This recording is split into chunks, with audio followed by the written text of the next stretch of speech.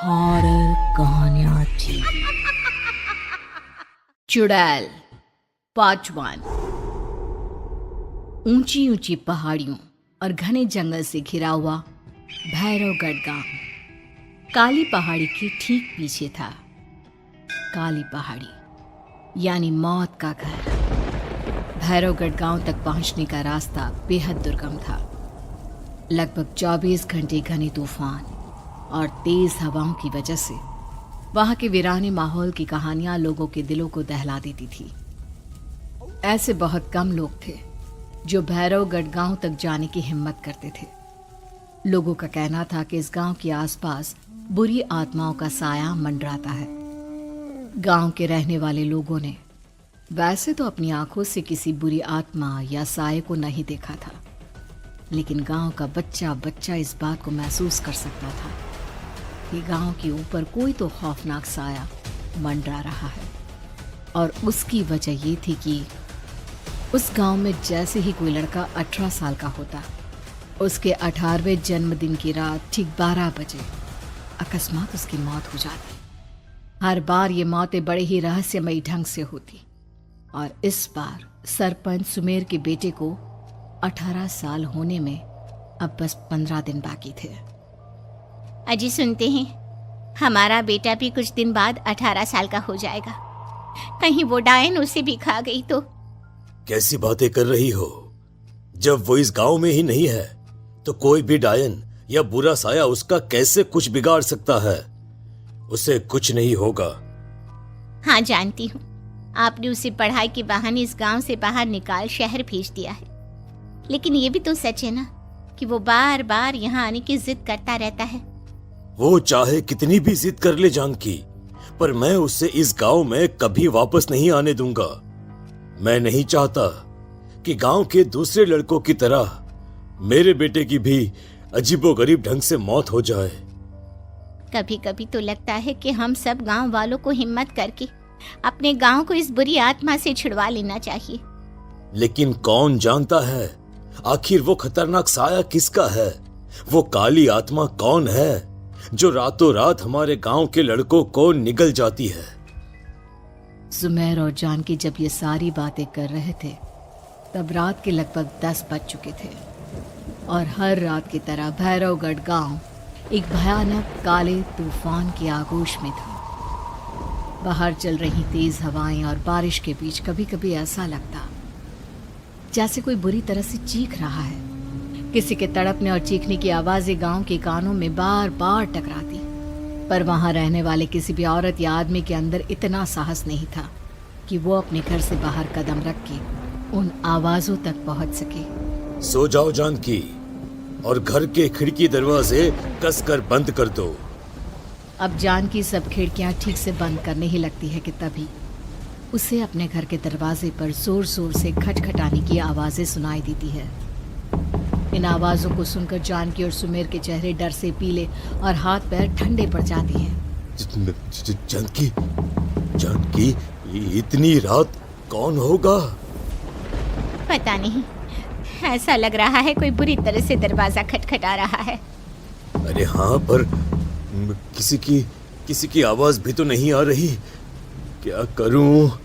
दरवाजा खोल लूं या नहीं? कहीं ऐसा ना हो कि किसी को हमारी मदद की जरूरत हो। लड़खड़ाते कदमों से सुमेर दरवाजे के करीब जाता है और अपने कान को दरवाजे पर रख धीरे से आवाज देते हुए पूछता है, कौन कौन है? कौन है वहां? तभी एक बेहद डराने वाली आवाज उसके कानों से टकराती है। दरवाजा खोलो, दरवाजा खोलो, वरना आज की रात इस गांव में कोई जिंदा नहीं बचेगा।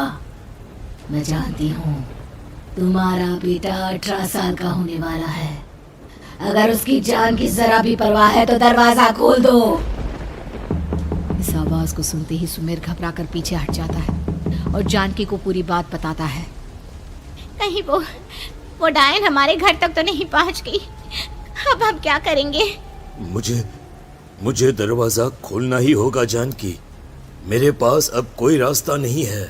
इतना कहकर सुमेर डर से अपनी दोनों आंखें कसकर बंद करता है और कांपते हाथों के साथ झटके से दरवाजा खोल देता है। तभी किसी के जोर से हंसने की आवाज सुमेर और जानकी को सुनाई देती है।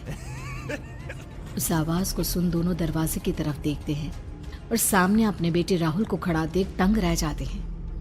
राहुल के हाथ में उसका मोबाइल होता है जिसमें से वो आवाज बज रही थी। ये क्या मजाक है? और तू यहाँ, तुझे मना किया था ना गांव में आने को, समझ में नहीं आता क्या? 18 साल का होने वाला है तू। माँ, आप लोग भी पता नहीं किन अंधविश्वास भरी बातों पर भरोसा करते हैं। क्या क्या मैं अपने घर नहीं आ सकता?